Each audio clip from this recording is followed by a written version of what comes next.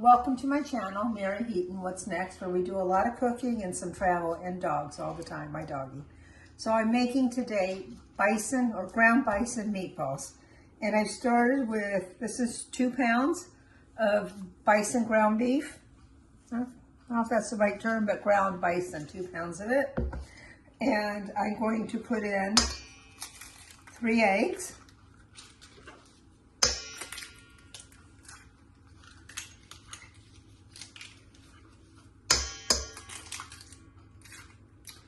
You're going to need a little bit more than 1 cup of breadcrumbs.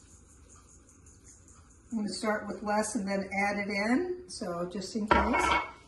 And this here is about 1.25 cups of both mozzarella and Parmesan cheese mixed.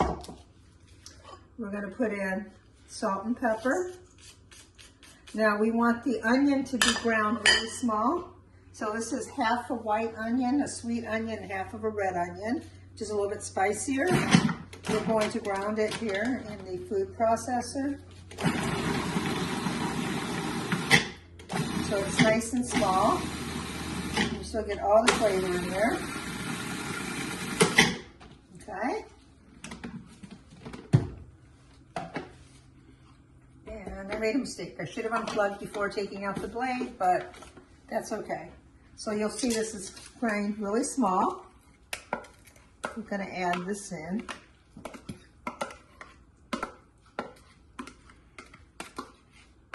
Now if you like really spicy, you could actually add in hot peppers as well, red pepper flakes. And here, put that back in a minute. I have some fresh garlic here. And this is about 1 head of garlic. I want to use the pressed because again, I'll get a lot of the flavor.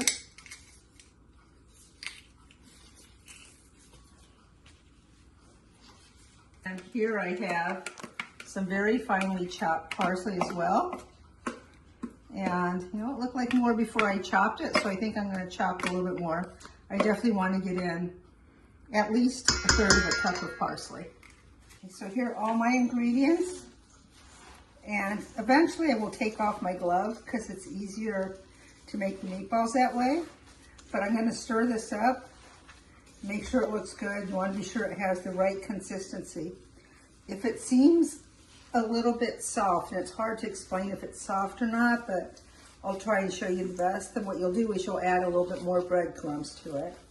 So I'm just going to stir this up for probably, take me about a minute or so, and then show you how it looks. So I don't know if you could see the consistency, but pretty much the cheese is going to melt in it, so you won't be able to see that. But the onions, the garlic, and everything, except for this little piece, are all very small and ground in there. I'm going to make the meatballs now. I don't like my meatballs huge, and if it's easier for you, you could weigh them out. I don't do that. And I'll show you about the size that I make them. And then I'm going to cook these on the stovetop with sauce, a tomato sauce. And we'll show you how that goes and about how long they cook. And the tricky part with the meatballs is you don't want them to break when you're cooking them. So you need to boil the sauce and have it nice and hot before you put it in there, and then not stir it. And ironically, the meatballs will float or come to the top when they're about ready to eat. So there you go. You see we're about the same size. I'll finish these off and show you how we cook them. Okay, so I got 22 meatballs. They're all decent size. Now, you could bake these in sauce. You could just drop them directly onto the sauce without sauteing them a little bit. Every one of those ways is going to work. I've made all of them. If these were regular meatballs, I would drop them just in the sauce. In all honesty, it's not worth the time, but because they're bison, and bison is a much leaner meat, I do want that little bit of a crust to it to add some flavor to it. The other nice thing about bison meat is it does have more protein, less calories, and far less cholesterol.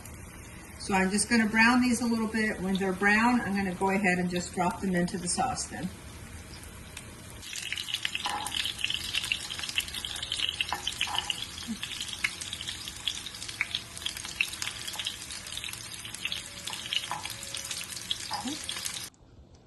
All right, here's my sauce. You could see that it's bubbly, so it's definitely ready for the meatballs. You could use your own sauce. I use the combination of tomato paste and jarred sauce here. Anyone works. So I'm going to stir it before I put in the meatballs. All right, here we are. You can see the meatballs. They're sauteed or just a little bit fried up. And I'm going to put them in and trying to remember where the other one is, so I don't put one on top of the other. And just kind of go around and put them all in. And then we're going to simmer them, not cook them at a fast heat. And these won't cook that long. I'd say probably 10 minutes, maybe 12 or 13. Here they are, happy little meatballs. Isn't that cool? They just float to the top when they're ready. And you can see that they're all whole. And they're actually a lot more sturdy than you think. So now you can make meatball sandwiches, spaghetti and meatballs, or just eat them like that. Enjoy.